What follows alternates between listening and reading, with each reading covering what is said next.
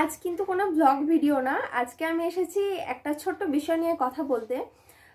আমি ফেসবুকে একটা পোস্ট করেছিলাম, তো সেই পোস্টে এক ভদ্রমহিলা লিখেছেন ওয়েস্ট বেঙ্গল পুলিশ মানেই খারাপ, এরা চোর, তোলাবাজ, বিভিন্ন রকম বাজে বাজে মন্তব্য করেছেন। তো সেই বিষয় নিয়ে আমি কিছু কথা বলতে এসেছি। তো প্লিজ পুরো ভিডিওটা দেখবেন এবং আমি যদি কোনো ভুল বলে থাকি তার জন্য আমাকে ক্ষমা করে দেবেন এবং কোন জায়গায় ভুল বললাম সেটাও একটু বলে দেবেন। তো একটা বোন আমার পোস্টে কমেন্ট করেছে যে ওয়েস্ট বেঙ্গল পুলিশ মানে তারা তোলাবাজ, তোলামূল, তারা লরি দাঁড় করিয়ে টাকা তোলে, এই করে সেই করে, কিন্তু তারা যে আমাদের এত উপকার করে সেটা মানে তাদের চোখে পড়ে না, আমাদের সমাজের মানুষের চোখে পড়ে না।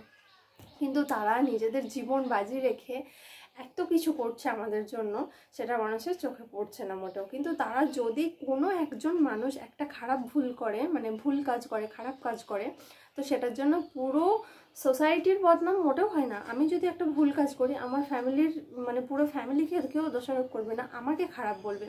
কিন্তু ওই ভদ্রমহিলা কি বলেছে, একজন পুলিশের জন্য পুরো মানে সবাইকে বলছে যে ওয়েস্ট বেঙ্গল পুলিশ মানে খারাপ। মানে এত বড় সাহস ভদ্রমহিলার, এরকম বাজে বাজে আরও অনেক কিছু কথা বলেছে, সেগুলো এখন আমার অতটা মানে না বলাই ভালো সব কিছু। তো যাই হোক, অনেক কিছু বলেছে, আমার তো অনেকটাই খারাপ লেগেছে, তার জন্য আমি ভিডিও বানাতে চলে এসেছি। মানে কোনো একজন মানুষ যদি মারা যায়, রাস্তায় পড়ে থাকে, সেটাকে কিন্তু তুলে নিয়ে পোস্টমর্টমের জন্য নিয়ে যায় পুলিশরাই, আমরা সাধারণ মানুষরা মোটেও যাই না।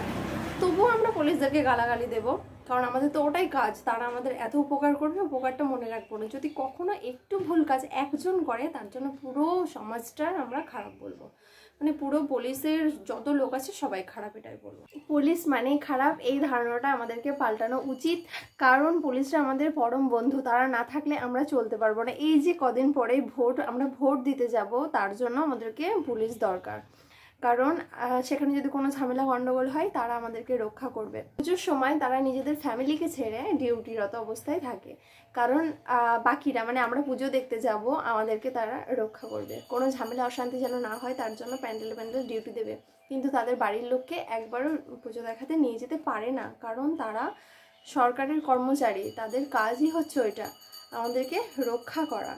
তাহলে তারা আমাদের জন্য অনেক স্যাক্রিফাইস করে, অনেক। তোমরা হয়তো বলবে যে তাদেরকে স্যালারি দেওয়া হয় তার জন্য তারা সেই কাজটা করে, মোটেও না। আর যদি আমাকে স্যালারি দেওয়া হয় যে তোকে 50,000 টাকা স্যালারি দিচ্ছি এই কাজটা করে এখানে, মোটেও আমি সেটা করতে যাব না। তার জন্য অন্তর থেকে একটা ভালোবাসা লাগে, তার জন্য অনেক অনেক স্যাক্রিফাইস করতে হয়, অনেক। সেটা সবার পক্ষে সম্ভব নয়, ঠিক আছে? তার জন্য একটা কথাই বলবো, তোমাদের চিন্তাভাবনা বদলাও, এরকমভাবে পুলিশদের বদনাম করো না, ভুলভাল কথা বলো না, একজনের জন্য 10 জনকে খারাপ মানে বলো না। সত্যি কথা বলতে আমার যা মনে হয়, সিভিক ভলেন্টিয়ার বাদ দিয়ে নিচু তলার যে পুলিশগুলো আছে তারা সত্যি অসম্ভব ভালো। এখন আবার অনেকে বলবে তুমি পুলিশের ফ্যামিলি তার জন্য এরকম বলতে আসছো, পুলিশের সাবাসি গাইতে এসেছো, মোটেও নয়। আমি নিজেও পুলিশের চাকরির জন্য পড়াশোনা করি অনেক দিন থেকে, বিয়ের আগে থেকেই। আর আমি সত্যি পুলিশ, ফৌজি এদেরকে অনেক রেসপেক্ট করি, আর এই জবটাকে আমি অনেক অনেক রেসপেক্ট করি। ওই পোস্টের কমেন্টসগুলো দেখে আমার প্রচণ্ড খারাপ লেগেছিল, তার জন্য আমি আজকে তোমাদের সামনে এসেছি এই কথাগুলো বলতে। তো যদি কোনো ভুল ত্রুটি করে থাকি প্লিজ ক্ষমা করে দিও। আর তোমাদের কাছে আমার একটাই অনুরোধ, প্লিজ এইরকম অপমান করো না, একজনকে মানে সম্মান দিতে গিয়ে আরেকজনকে অপমান করছো।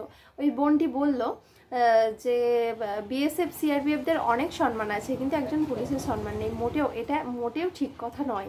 তুমি একজনকে সম্মান দিতে গিয়ে আরেকজনকে অসম্মান করছো, এই অধিকারটা তোমার নেই। আর এত বাজে বাজে কথা তুমি বলেছো পুলিশদেরকে, তার জন্য অনেক কিছুই করা যেতে পারে, অনেক কিছুই হতে পারে। সত্যি কথা বলতে আমিও কিন্তু আগে ভাবতাম যে পুলিশরা খারাপ, এই সেই। ধারণাটা আমার বদলেছে একজন পুলিশের সঙ্গে থেকে, তবেই আমার ধারণাটা বদলেছে। আমিও জানতে পেরেছি যে তাদেরকে কতটা স্ট্রাগল করতে হয় লাইফে। তো আমি যখন ওর সঙ্গে থাকতাম, মানে আমার হাজব্যান্ডও ডাব্লিউপিতে সার্ভিস করেন, তো এখন সিআইএফে আছে, তো কাউন্টার ইনসার্জেন্সি ফোর্স যেটাকে বলে। তো যাই হোক, ওনাদের মানে রাইফেল নিয়ে জঙ্গলে জঙ্গলে অপস করতে হয়, এরকম ডিউটি করতে হয়, এলো ডিউটি এসব। তো যাই হোক, অনেক অনেক দিন ছিলাম ওখানে, তারপরে আমি বুঝতে পেরেছি তাদের লাইফ কতটা কষ্টের। তো 72 ঘন্টার অফস যদি পড়ে, তো বাড়ির থেকে ওই যে জল নিয়ে যায় একটু, আর কিছু শুকনো শাকনো খাবার, ওই খেয়ে ওদেরকে 72 ঘন্টা কাটাতে হয়, আর সেই জঙ্গলেই থাকতে হয়। মানে আমরা যেমন খাটে শুয়ে আছি, তারা খাট কেন, একটা চৌকিও পায় না সেখানে, জঙ্গলের মধ্যে থাকতে হয়, সাপ পোকামাকড়। আর জলের এত অভাব, বাড়ি থেকে একটু যে জলটুকু নিয়ে যায় সেটা তো হয়তো 4 লিটার জল নিয়ে গেল বাড়ি থেকে, তো সে জলটা তো শেষ হয়ে যাবে। দেন তারা কি খাবে? তারা ওই যে নদী পুকুর ওই জায়গার জলগুলো তুলে তুলে খায়। আমি নিজে দেখেছি, আমাকে ভিডিও কল করে আমার হাজব্যান্ড দেখিয়েছে। আর কোথায় থাকে যখন বৃষ্টি পড়ে, বৃষ্টির দিনে কোথায় থাকে।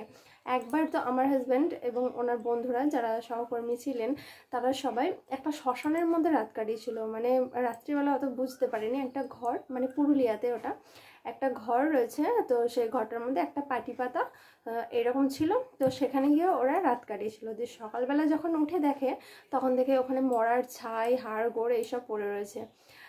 তো তারপরে শোনা যায় যে ওই জায়গাটা হচ্ছে ওদের শ্মশান, একটা মাটির ছোট ঘর করা আছে, ওখানে মরা পোড়ানো হয়, মানে মৃতদেহ পোড়ানো হয়।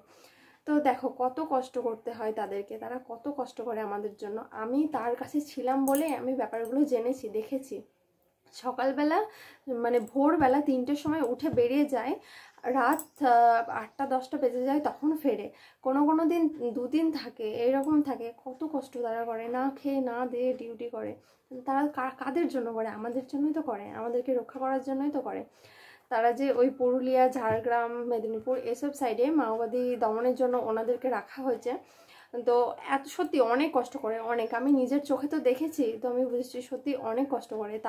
তারা আমাদের কাছ থেকে এটুকু রেসপেক্ট তো পেতেই পারে, তাদেরকে এরকম অপমান করাটা আমাদের মোটেও উচিত নয়। তাই তোমাদের কাছে হাত জোড় করে আমি অনুরোধ করবো, প্লিজ তোমরা এরকম অপমান করো না, প্লিজ ওনাদেরকে একটু সম্মান দাও।